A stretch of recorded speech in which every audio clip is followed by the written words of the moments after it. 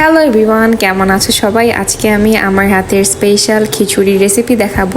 Special না, এটা হচ্ছে সিম্পল খিচুড়ি। তো আমি প্রথমেই 2 পট চাল নিয়ে নিয়েছি আর 1 পটের থেকে 1 ইঞ্চি মতো কম 2 রকমের ডাল মিক্স করে নিয়েছি। এখানে মুগ ডাল আছে আর দেশি মুসুরির ডাল আছে, দুটোই দেশি। তো সবগুলো একসাথে ভালো করে মিক্স করে নিলাম। আর তোমরা যদি প্রেসার কুকারে রান্না না করো, অন্য কিছুতে রান্না করো, সেক্ষেত্রে ডালটা আলাদা করে প্রথমে কষিয়ে নেবে। আমি যেহেতু প্রেসার কুকারে রান্না করার প্রসেসটা দেখাবো, তো সেই জন্য আমি সব একসাথে মিক্স করে নিলাম। এখন খুব ভালোভাবে কচলে কচলে খুব ভালো করে ধুয়ে নিতে হবে, 6-7 বার ধুয়ে নিতে হবে। কারণ ডাল থেকে যদি ঠিকমতো ময়লাটা না বের হয় তাহলে কিন্তু খিচুড়ির টেস্ট একদমই ভালো হবে না।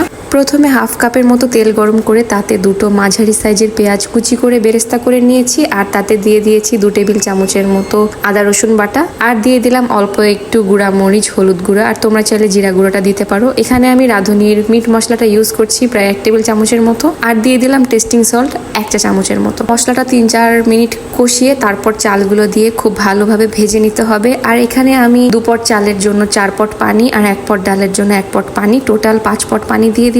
আর দিয়ে দিলাম স্বাদ মতো লবণ আর গরম মশলা। তো লবণটা পানি টেস্ট করলেই বোঝা যাবে, পানিতে ঠিক যতটুকু লবণ ততটুকু লবণই আমরা খিচুড়িতে পাবো। তো সেই হিসাব করে আপনারা লবণটা দিয়ে নেবেন। তো একটা সিটি দিলেই হয়ে যাবে এত সুন্দর খিচুড়ি। আর একটা সিটি দেওয়ার পর 10 থেকে 15 মিনিট দমে রাখতে হবে। রেসিপিটা কেমন লাগলো অবশ্যই জানিও। টাটা।